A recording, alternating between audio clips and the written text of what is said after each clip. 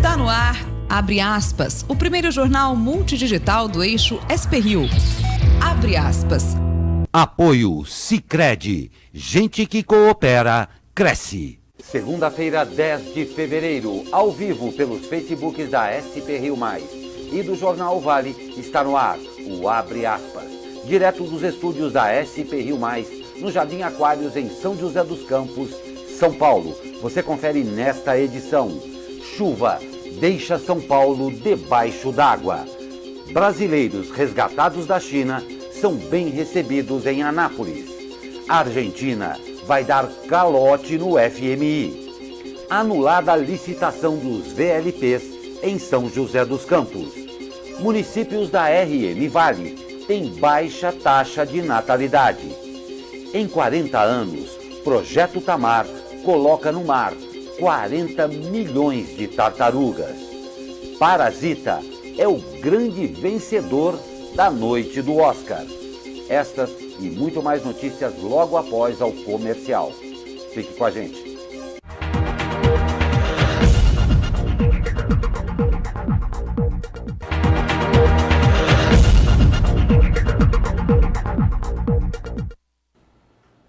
Olá, muito bom dia. Voltamos ao vivo com o Abre Aspas desta segunda-feira. Comigo, o jornalista Zé Guilherme. Muito bom dia, Zé. Bom dia, Cláudio. E a nossa comentarista, especialista em investimentos, Adriana Ritti. Muito bom dia, Adriana. Bom dia, Glauco. Bom dia, Zé. Bom dia a todo mundo. As notícias desta segunda-feira. O temporal que atinge a cidade de São Paulo desde a madrugada de hoje deixa todas as regiões em estado de atenção. De acordo com o Corpo de Bombeiros, a zona oeste da cidade foi a mais afetada e a recomendação é que as pessoas evitem de sair de casa. O sistema de rodízio de veículos está suspenso por todo o dia. As marginais Tietê e Pinheiros estão fechadas com trechos intransitáveis e a circulação dos transportes públicos está comprometida. As linhas 8 e 9 da CPTM têm trechos com operação paralisada, mas o metrô opera normalmente. A chegada a São Paulo tem muito congestionamento nas rodovias Carvalho Pinto, Dutra, Castelo Branco e Imigrantes. De acordo com a Prefeitura, são 76 pontos de alagamento, sendo 68 intransitáveis. Segundo Marcos Penido, secretário estadual de Infraestrutura, choveu em horas tudo o que se esperava para o mês de fevereiro. Choveu também em toda a região metropolitana. Assustadora a chuva em São Paulo hoje, né? Assustador. A gente acordar com essa notícia é algo bastante preocupante. Os eventos climáticos estão cada vez mais intensos. Não tem dúvida. Né? A gente percebe aí, a gente sempre tem algumas reuniões logo cedo, né? Ao vivo aí com o pessoal de São Paulo e hoje ficaram todas atrasadas. Então, realmente é o caos na cidade de São Paulo hoje, minha gente. E dá a pena também, principalmente daquelas pessoas até um pouco mais simples, que saíram foram pegas no meio do caminho. Não pode nem voltar, nem consegue chegar. É complicado mesmo. Complicada a situação de São Paulo. Nessa hora a gente agradece estar em São José dos Campos, né? Porque bom mesmo... Com chuva, bom mesmo é morar em São José. Né? E no Vale do Paraíba todo, claro. E o miliciano Adriano da Nóbrega, que morreu na manhã deste domingo, após operação das polícias da Bahia e do Rio de Janeiro, estava escondido no sítio de um vereador filiado ao PSL da cidade de Esplanada, na Bahia. Esplanada é um município de 37 mil habitantes a 160 quilômetros de Salvador. A casa é de Gilson Batista Lima Neto, conhecido como Gilcinho da Dedé. Ele disse que a propriedade estava vazia, que não tinha qualquer relação com o miliciano e que só soube da operação porque um vizinho lhe telefonou para avisar. Adriano da Nóbrega, que estava foragido há cerca de um ano, tinha ligação com o filho mais velho do presidente, o hoje senador Flávio Bolsonaro. Adriano é ex-capitão da Polícia Militar e já foi preso e solto 3 vezes. Expulso da PM em 2014, homenageado pelo então deputado estadual Flávio Bolsonaro 2 vezes e defendido pelo presidente Jair Bolsonaro ao ser acusado de homicídio em 2005. Flávio empregou em seu gabinete na Assembleia Legislativa do Rio de Janeiro, entre 2007 e 2018, a ex-mulher e a mãe do miliciano. Adriano também é citado na investigação que apura a prática de rachadinha no gabinete de Flávio Bolsonaro. Tem que investigar essas coisas, né? Porque tá cheirando queima de arquivo, né? Queima de arquivo. Que Muito cheiro de queima de arquivo. Porque é uma pessoa com todas essas ligações, né? E que de repente desaparece.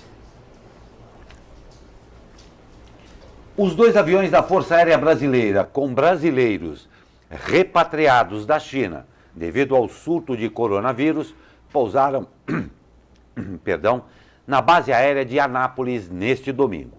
Os passageiros desceram usando máscaras cirúrgicas e foram direto para um ônibus que os levou para o local onde ficarão de quarentena por 18 dias.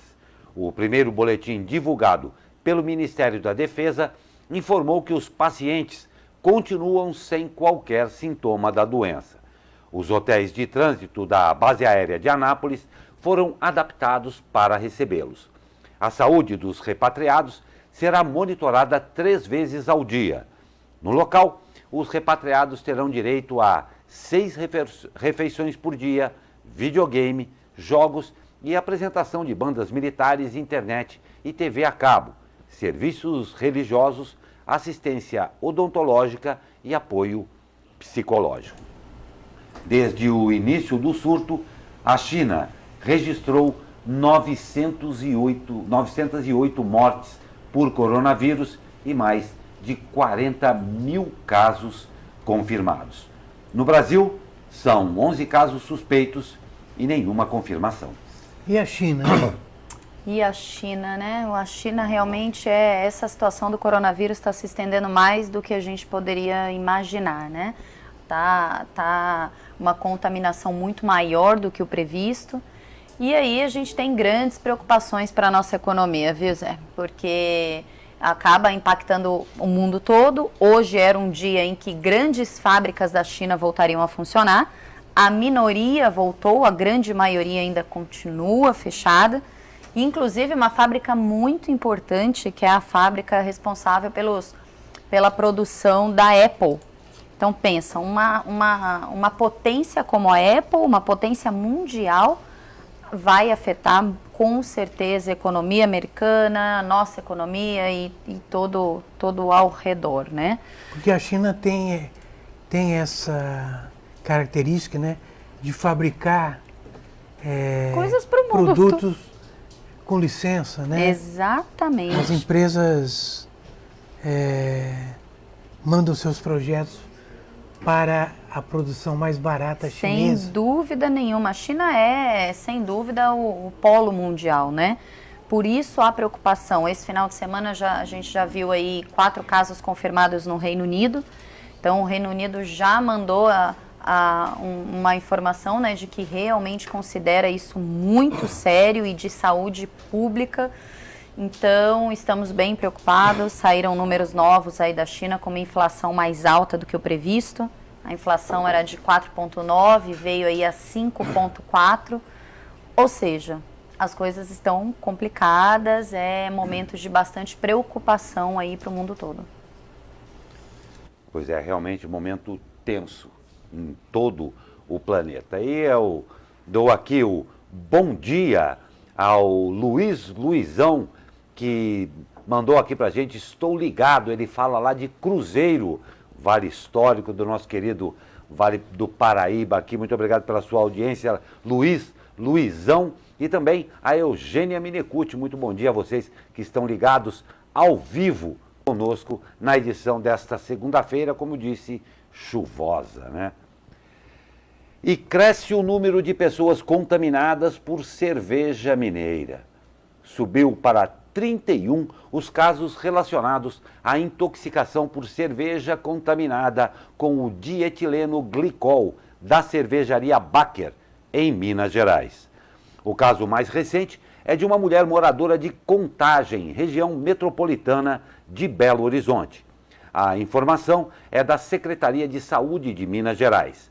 Até agora, 6 pessoas morreram com suspeita de contaminação por dietileno glicol.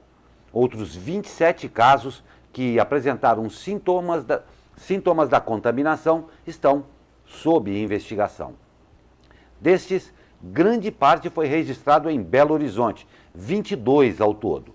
A Baker nega o uso da substância em sua produção e diz que colabora com as investigações. De acordo com o Ministério da Agricultura, Pecuária e Abastecimento, já se confirmou a contaminação em 41 lotes de 10 rótulos distintos da cervejaria. A pasta interditou preventivamente a fábrica em 10 de janeiro. A comercialização de todos os produtos da Baker está suspensa. Acho que não tem jeito, né? De retornar, De né? retornar isso já ficou, já escancarou, né, Zé? Já escancarou. E uma coisa que a gente tem observado também, e comentando, e conversando, e lendo notícias também aqui, como o fato como esse fato acabou espirrando para as outras cervejarias, para a dita marca artesanal. Isso daí já soube, eu tenho amigos que trabalham com isso, que falaram realmente as pessoas se seguraram um pouco nesse sentido. É um reflexo de tudo que está acontecendo com a Baker também, né? Sim. Sem dúvida nenhuma. E a Argentina não pagará FMI enquanto durar recessão. A vice-presidente da Argentina, Cristina Kirchner, disse neste sábado que o governo do país não pagará sequer meio centavo de sua dívida com o Fundo Monetário Internacional enquanto o país não sair da recessão. A primeira coisa que temos que fazer para poder pagar é sair da recessão, disse Cristina em uma apresentação de seu livro Sinceramente, na Feira Internacional do Livro em Havana, Cuba. A Argentina precisa reestruturar 100 bilhões de dólares em dívida soberana com credores, incluindo parte de um crédito de 57 bilhões de dólares que o FMI deu ao país em 2018. As tratativas com o FMI são cruciais para as esperanças argentinas de evitar um calote em meio a uma crise cambial, alta inflação e economia em contramão. Uma missão técnica do FMI deve chegar a Buenos Aires na semana que vem para discutir as obrigações da Argentina com o fundo que vão até o ano de 2021. Cristina disse que a Argentina deve ter um corte substancial da dívida com o FMI. Momento difícil dos hermanos, não? Momento difícil. Agora, nunca o FMI não vai perder a esperança ainda de ter esse retorno, né? Mas quando a gente vê uma Argentina aí com os juros a 52%, inflação a 55%, o dólar, você sabe quanto que vale o dólar lá? 60 pesos. Então, às vezes a gente fala que, nossa, o nosso dólar tá alto, né? R$4,50, R$4. Lá são 60 pesos. Então, é uma situação que já chegou num fundo do poço, assim, absurda. Eu estive na Argentina há coisa de 2 anos atrás, em que o peso eram 17 pesos, já estava o caos a cidade, o país, né? Então, realmente, o FMI não perde a esperança, mas nós aqui olhamos de uma maneira muito crítica essa situação e acho muito pouco provável que a Argentina tenha condições financeiras de arcar com isso, né? Totalmente Perfeito. fora do padrão. E Adriana, pegando um gancho da Argentina, aqui nós estamos passando isso, acabamos de ler a notícia do coronavírus aqui, um momento realmente de tensão em todo o planeta, que claro, haverão reflexos na economia. Como é que você vê o nosso momento atual? Agora, foram anunciados aí 908 mortes, o crescimento nos casos. como isso aí impacta na economia em termos globais, claro. E pro Brasil a também. gente sente assim que é uma judiação para o nosso país, porque estamos num momento muito promissor de país, um dos melhores momentos econômicos, com a taxa de juros na mínima histórica, com bolsa batendo recordes, e aí vem toda essa situação internacional e inevitavelmente pega na gente, porque somos um país emergente e somos dependentes também dessas grandes economias, né?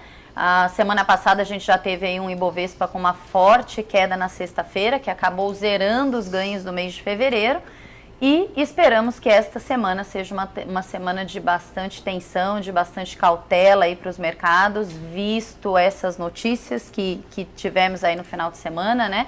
Um aumento do coronavírus, a expectativa de que as fábricas chinesas abrissem era muito grande, porém a gente já viu que a grande maioria não vai abrir, isso continua com o impacto aqui. Então, economicamente falando, Brasil, tá tudo muito bem. Hoje saiu mais um relatório Focus aí, mantendo todas as previsões, revendo novamente a inflação para baixo, para 3,25, mas isso não vai segurar a gente numa maré boa, não. O momento agora é de cautela, de atenção e de preocupação mundial. Conta para quem está ouvindo a gente o que é o relatório Focus. O relatório Focus, ele pega os principais índices do mercado, então, especialmente a inflação, a taxa Selic, como que a gente vai estar se comportando em relação a dólar, e isso vem cada vez mais, eu até comentei, acho que na semana passada, ou retrasada que eu estive aqui, que já foi o tempo em que nós tínhamos essa preocupação do Boletim Focus, sabe? Porque sempre vinha com uma inflação mais alta, sempre vinha com um certo tom de pessimismo, e de uns meses para cá a gente só tem tido boas notícias, né? Redução de inflação, Selic controlada, dólar controlado. Porém, a partir de agora, acreditamos que seja um momento mais preocupante, sim. Até hoje, ele sai toda semana, né? Então, hoje saiu novamente o Boletim Focus e até hoje a gente teve novamente uma redução na nossa inflação para 3,25. O juro se manteve na casa dos 4,25 até o final do ano. O dólar teve uma leve correção para 4,10. Mas aí, retomando o que nós já falamos aqui também do novo normal, né? Não dá pra gente esperar mais um dólar baixo. Agora é dólar acima de R$4 mesmo, acima dos 4,20, 4,30 aí para durante o ano. Essa é a expectativa. Então, em geral, o Boletim Focus é isso. Pega os principais índices do mercado, PIB, os nossos principais índices, é meio que como um termômetro da nossa economia. Perfeito, Adriana. E nós vamos agora para um rápido comercial. Na volta tem o tempo. Mas antes eu quero dar o bom dia também ao Cris Daniel, que nos acompanha ao vivo. Muito obrigado pela sua audiência, Cris Daniel. Quando possível, passa pra gente de onde você está falando, tá bom? Rápido comercial, a gente volta com o tempo que temos todos que estar muito atentos. Até já.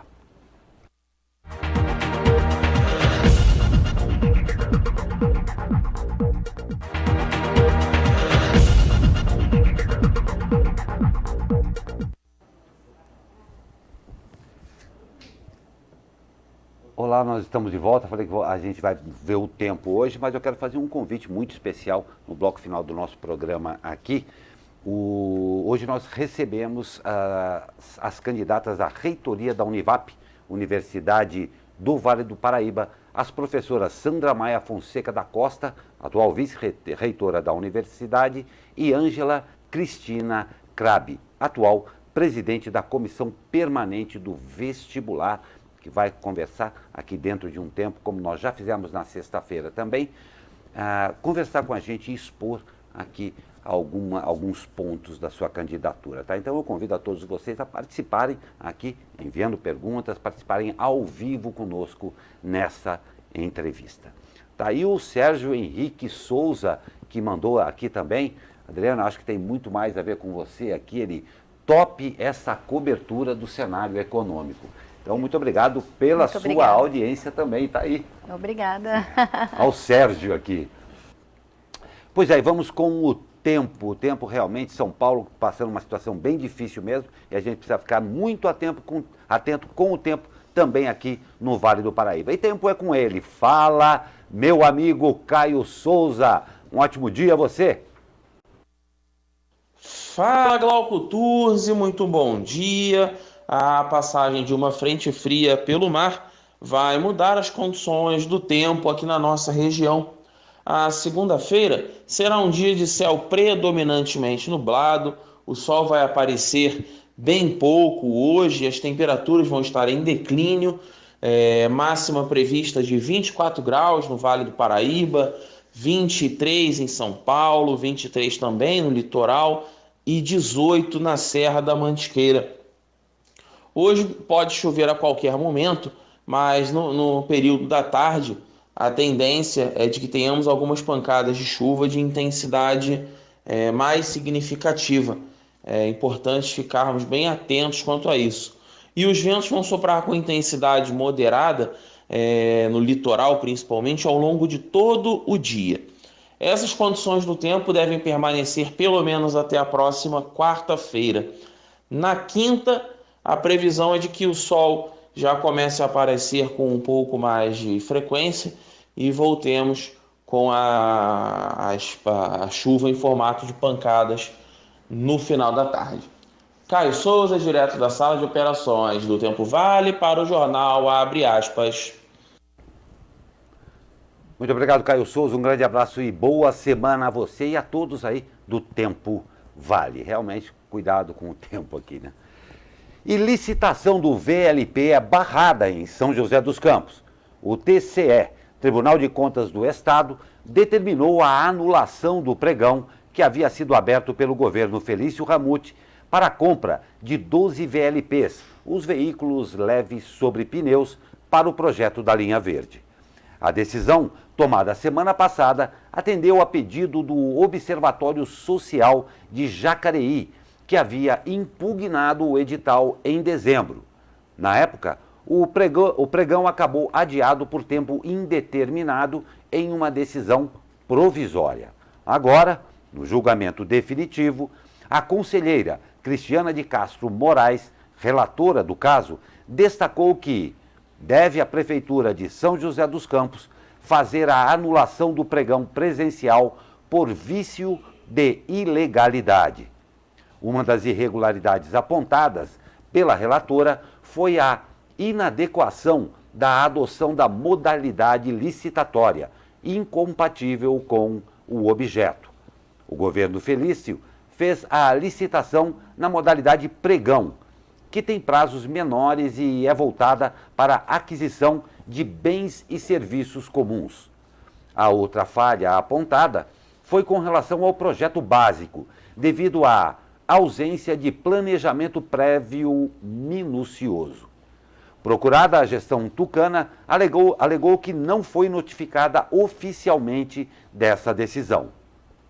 A compra dos 12 VLPs poderia custar até 35 milhões de reais. O prazo para a entrega dos veículos era de 18 meses. E o Vale do Paraíba está ficando mais velho, pelo aumento da longevidade e a redução do número de nascimentos, conforme pesquisa da Fundação SEAD, com dados de 2018. Não à toa, 26 cidades da região, entre elas Taubaté, Jacareí e Guaratinguetá, estão no grupo dos municípios com taxa de natalidade menor do que a estadual, que é de 13,7 nascidos a cada 1.000 habitantes. Cachoeira Paulista tem a taxa mais baixa, com 13,76. Taubaté, 13,4. Jacareí, 13,16 e Guaratinguetá 12,56. Considerando o índice de envelhecimento da população, 22 cidades do Vale ultrapassaram a média estadual de 75,2%. O índice mede a proporção de pessoas de 60 anos e mais por cada grupo de 100 moradores de 0 a 14 anos. As cidades com os maiores índices de envelhecimento na região do Vale são Lagoinha, 118%, Natividade da Serra, 110,7% e São Bento do Sapucaí, 106,9%. Pois é, cidades maravilhosas para uma aposentadoria tranquila. Olha, eu já fiz a minha parte, viu? É? Já coloquei 2 jovenzinhos aí no mundo de São José, então estou fazendo a minha parte, estou fazendo crescer, Eu estou defasado, então. Eu sou Tá vendo? o que está comprometendo. E Sim. o pior de tudo, já fiz 60. Aí, Tá pronto, eu bom, mudei de escala pronto. mesmo. Você tá participando desses números, viu, Glauco? Participando efetivamente. Pois exatamente. É. Pois é. Vamos fazer a nossa parte, minha gente. Cada um fazendo um pouquinho aí, a gente consegue melhorar essa É parte. verdade. Muito interessante essa matéria que você pode, claro, conferir na íntegra lá no jornal O Vale. E no início de seu 4º ano, à frente da Prefeitura de Jacareí, Isaías Santana afirma que quer avançar esse ano em importantes obras viárias para a cidade. O tucano criticou a falta de recursos federais ao município e reafirmou que não será possível concluir o novo pronto-socorro municipal. Abre aspas. O município está tendo que arcar com custos da saúde que são, em grande parte, de responsabilidade do governo federal, diz Isaías, que teve recentemente a liberação de 60 milhões de dólares do CAF, que é o Banco de Desenvolvimento da América Latina, para iniciar esperadas obras de mobilidade urbana. Em entrevista ao O Vale, o prefeito destacou os feitos na área de assistência social, se defendeu de ação de improbidade administrativa ajuizada pelo Ministério Público e elogiou a relação que construiu com a Câmara, formada majoritariamente por seus aliados. Pois é. Apenas uma em cada 1000 tartarugas marinhas chegam à fase madura, que se inicia lá por volta dos 30 anos. Por esta razão, a sobrevivência da espécie depende da sua capacidade de conseguir gerar um volume grande de novas vidas a cada ano. Elas contam com um aliado abnegado desde 1980, anunciando o robusto número de 40 milhões de tartarugas protegidas. O Projeto Tamar deu início neste fim de semana às celebrações de seus 40 anos, que contará com diversos eventos aí ao longo de 2020. No projeto, os avanços são notáveis. Acumulando prêmios, o Projeto Tamar passou a ser reconhecido internacionalmente como uma das mais bem-sucedidas experiências de conservação marinha. Que bacana, assustador esse número, 40 milhões. Milhões, é muita coisa, né? É muita coisa, que coisa fantástica isso daí. Parabéns ao Tamar, eu acho que é um dos projetos mais conhecidos no Brasil, né? Muito A criançada divulgado. adora. A criançada ama mesmo. E o legal, do interessante desses 40 anos, eu cito até porque eu tenho esse exemplo dentro de casa.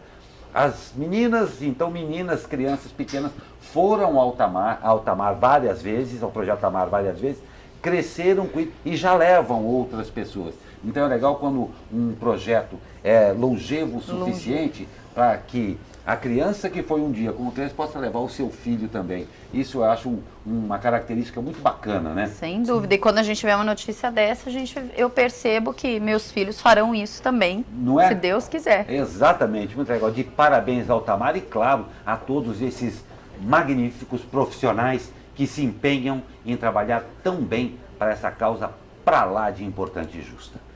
Tá bom? Nós vamos para um rápido intervalo e na volta, como eu já os convidei antes, uma entrevista com as candidatas à reitoria da Univap, a Universidade do Vale do Paraíba, as professoras Sandra Maria Fonseca da Costa e Ângela Cristina Crabe. Fica aqui o convite para você, um rápido comercial. Já voltamos e a sua participação é muito importante. Até já.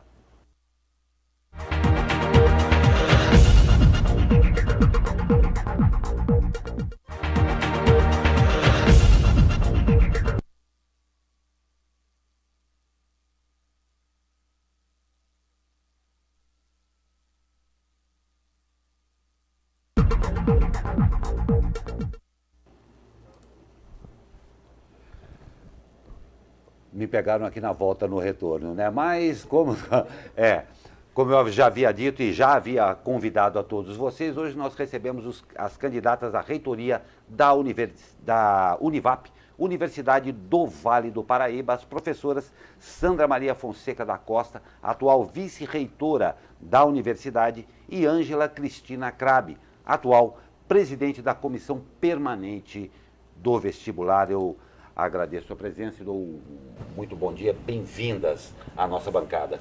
Muito obrigada, Glauco, obrigada também o professor quiser. Gostaríamos de agradecer a oportunidade de falarmos um pouco desse processo, que é bastante importante para a instituição e com certeza para a comunidade joseense. Não tem a menor dúvida mesmo. Muito obrigada. E continuando aqui, a SP Rio Mais se compromete com a informação e imparcialidade nas eleições da reitoria dessa importante universidade de nossa cidade. Por isso, ambas as chapas terão 15 minutos de entrevista com perguntas pré-definidas e iguais, tendo a possibilidade de participação, claro, de você, nosso internauta. Portanto, senhoras, cabe às senhoras aqui regrar o tamanho das respostas e definir suas prioridades. Tá ok? Pode deixar. Podemos começar? Podemos. Então vamos lá. Então agora, com o tempo valendo, vamos conhecer os candidatos aí da chapa 2, da professora Sandra Maria Fonseca da Costa e a professora Ângela Cristina Crabe. Eu peço aí uma rápida apresentação. Então vamos ser bem breve mesmo. Bom dia a todos mais uma vez. Eu sou a professora Sandra Maria Fonseca da Costa. Eu tenho 28 anos de Universidade do Vale do Paraíba.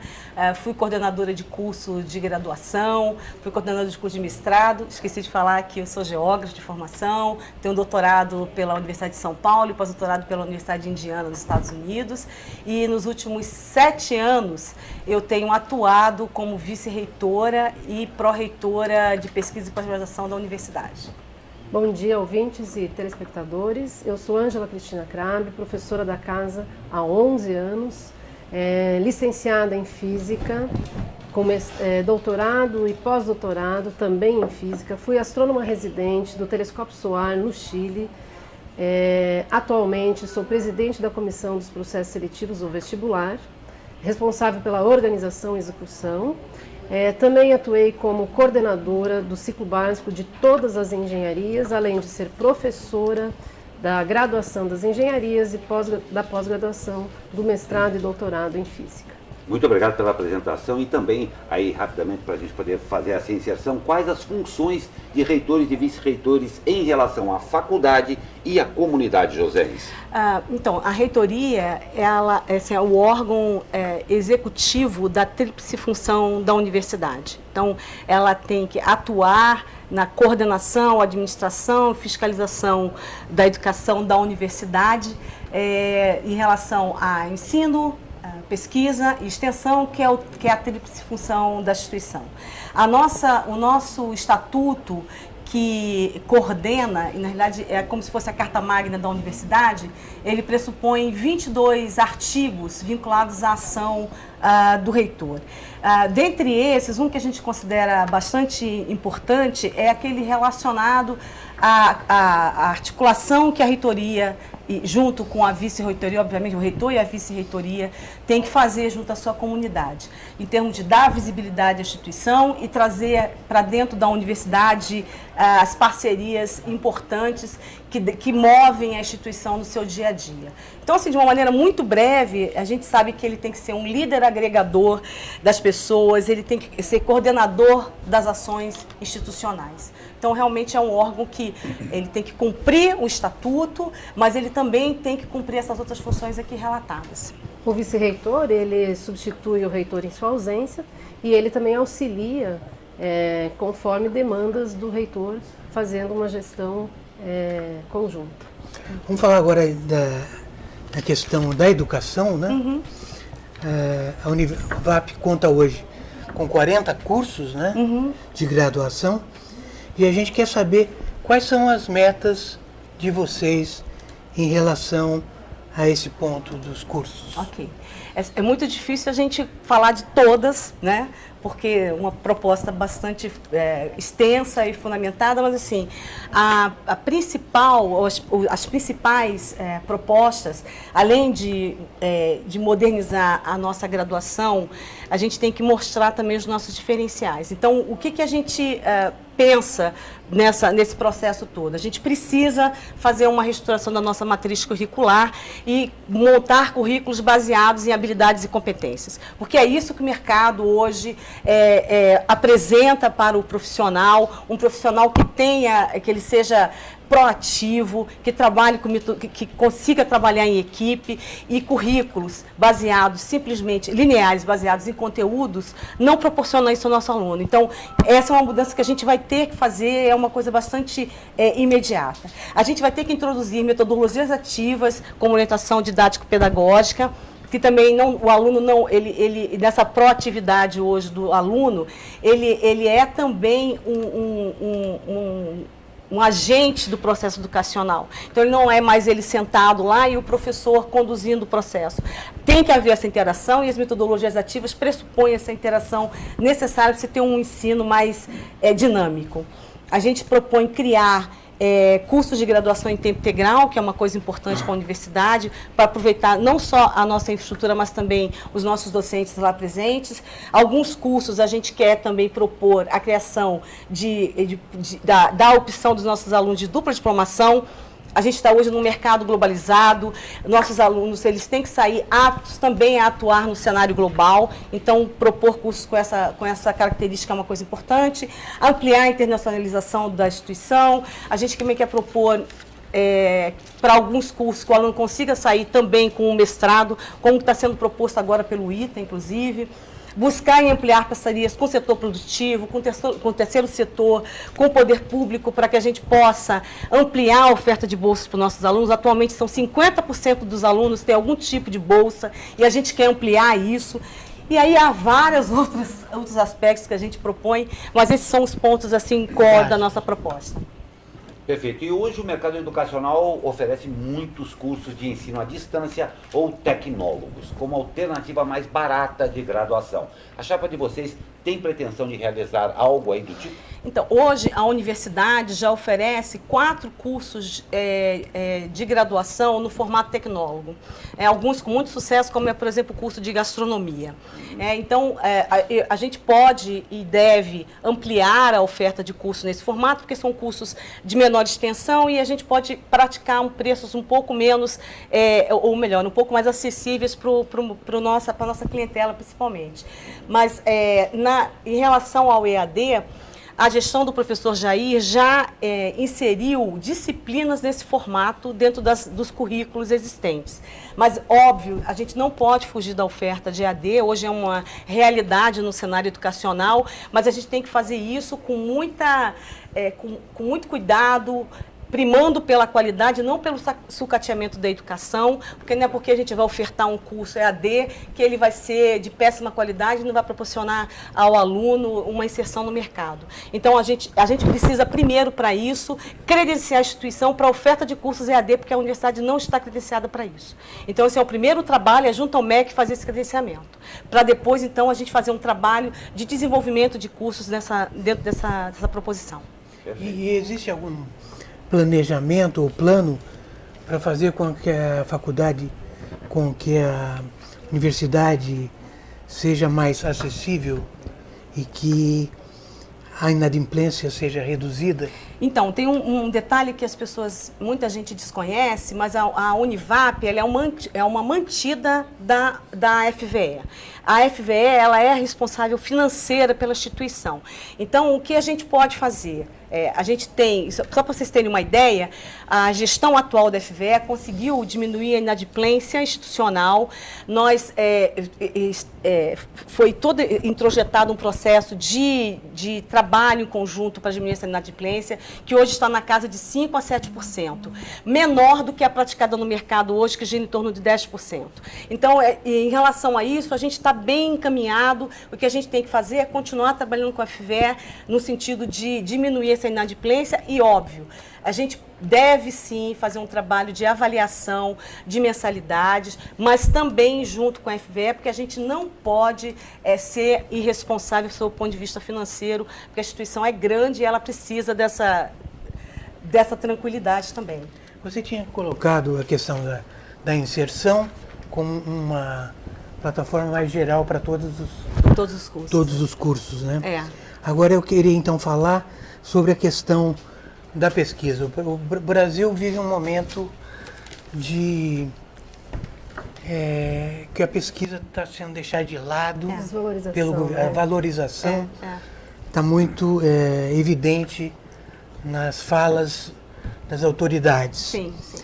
E vocês têm lá o Instituto de Pesquisa e Desenvolvimento, né? Qual é a plataforma de vocês em relação à pesquisa e aproveitar a outra pesquisa em relação aos cursos de pós-graduação, né? Porque as duas coisas estão ligadas. Estão juntas, estão conectadas, sem dúvida. Eu me sinto muito tranquila para falar sobre esse tema, porque desde 2009 eu estou na gestão da pesquisa institucional, como diretora do Instituto de Pesquisa e Desenvolvimento e como pró-reitora de pesquisa e pós-graduação. Então, ao longo desse período, a Univap tem obtido resultados excelentes em relação à pesquisa. Para vocês terem uma ideia, desde 2012, o ranking da Folha, o RUF, nós temos aparecido entre as 10 melhores universidades em pesquisa no país, considerando a área particular. No estado de São Paulo, a Univap está, no último RUF principalmente, como primeira instituição... Nos últimos 8 anos Nos também. últimos 8 anos, a gente tem figurado entre as 10, aliás, no estado de São Paulo, a primeira universidade particular em pesquisa, na frente de outras instituições que já são conhecidas desse cenário educacional no estado. Então, nós temos uma competência em termos de pesquisa muito boa, reconhecido pelos ranqueamentos. O que a gente pode fazer, e aí tem uma outra coisa, a pesquisa gera muito recurso para a instituição. Recurso esse que tem sido aproveitado para investimento na própria graduação. O que a gente propõe para a pesquisa é ampliar o que já está sendo muito bem feito. Né? Então, as gestões, a gente precisa, inclusive, dar mais visibilidade a isso, porque a nossa comunidade não conhece o que é desenvolvido dentro da universidade em termos de pesquisa. Tem que vir na SPI. Sim, a gente vem com o maior prazer, pode convidar quantas vezes quiser.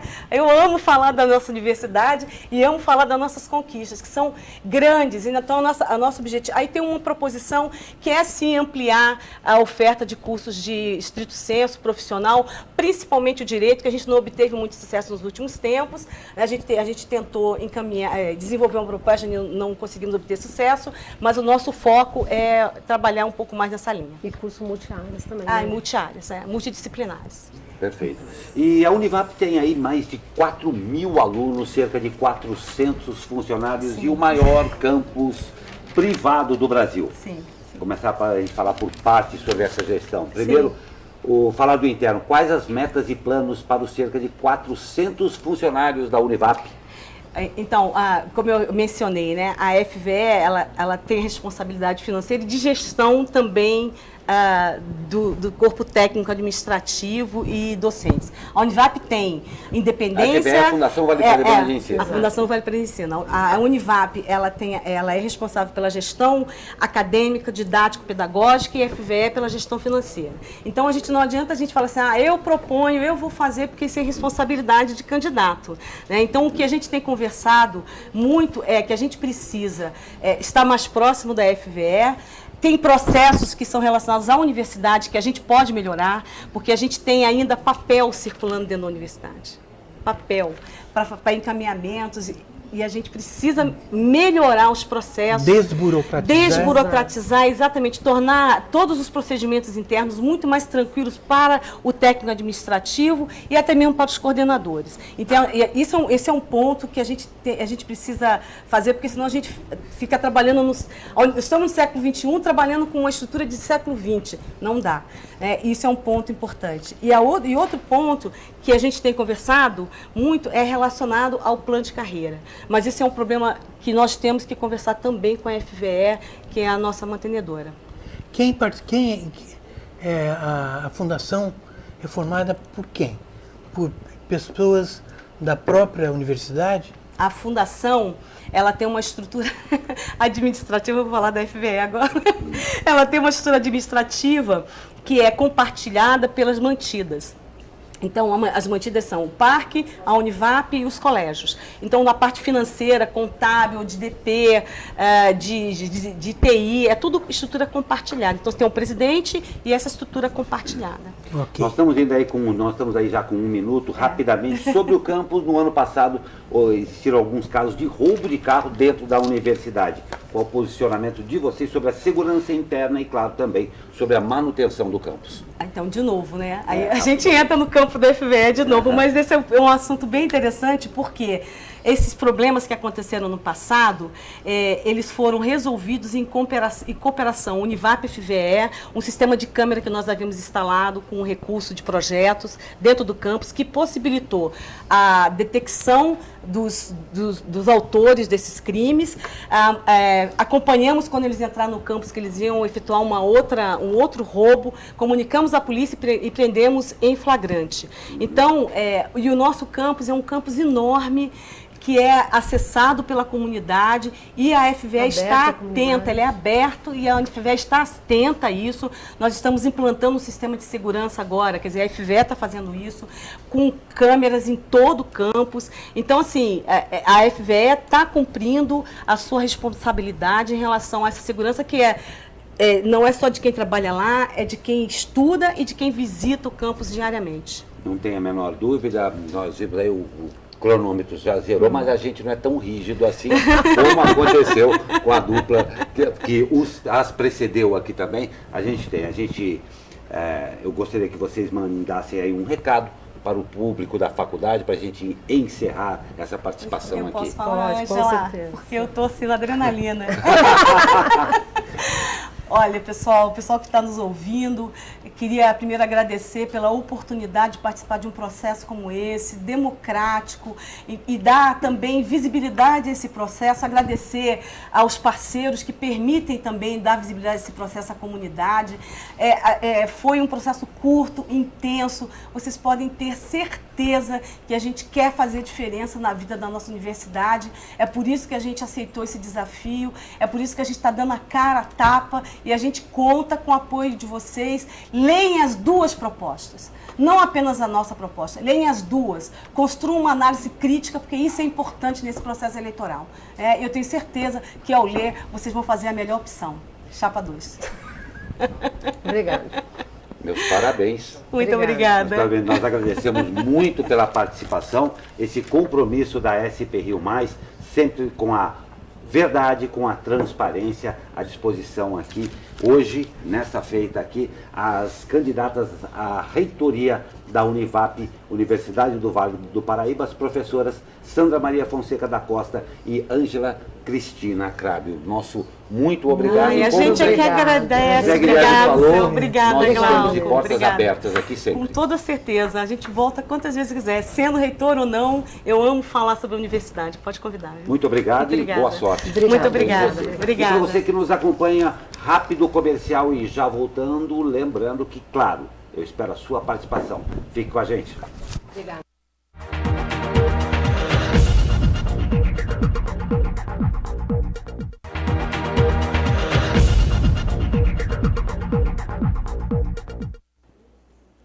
Estamos de volta ao vivo com Abre Aspas desta segunda-feira e nossa edição, claro, não estaria completa se a gente não falasse a respeito daquela grande festa de ontem. E na festa de ontem, Parasita foi o grande vencedor. O Oscar deste domingo mostrou mais uma vez que é difícil a gente apostar muito no que vai acontecer em Hollywood, a não ser esta Parasita que marcou um momento muito especial no Oscar. A dramédia sul-coreana sobre diferença de classes recebeu 4 estatuetas e se tornou o primeiro não falado em língua inglesa a vencer como melhor filme. Além do principal prêmio, o cineasta Bong Joon-ho também ganhou como roteiro original, diretor e filme internacional. Realmente foi o dia, foi muito ovacionado, ele estava lá mesmo como queridinho no Oscar, né? Era o momento dele, né? Sim. Foi muito simpático também, fez uma reverência a Martin Scorsese, que acabou levantando toda a plateia quando ele falou que... E o Tarantino também. O Tarantino também, e foi muito legal o posicionamento dele, e legal que agora só falta ele aprender a falar inglês, né? Porque cinema ele já sabe fazer. Pois é, e continuando, 1917, drama de guerra, dirigido por Sam Mendes, ficou com 3 estatuetas. Coringa, que despontava aí como um favorito enorme também, e Ford versus Ferrari e Era Uma Vez em Hollywood ganharam 2 cada. O Irlandês, que era outro também muito bem cotado, não ganhou nenhuma de suas 10 indicações. Nas categorias de atuação, Joaquin Phoenix, já esperado também, Renée Zellweger, Brad Pitt e Laura Dern foram premiados. Brad Pitt ganhou o Oscar de melhor ator coadjuvante em Era Uma Vez Hollywood. Em sua 3ª indicação, Laura Dern levou como coadjuvante por História de um Casamento. Uma categoria muito esperada para a gente aqui também, Indústria Americana ganhou o Oscar de melhor documentário. Democracia em Vertigem, da diretora brasileira Petra Costa, era um dos indicados nesta categoria, mas não foi desta vez.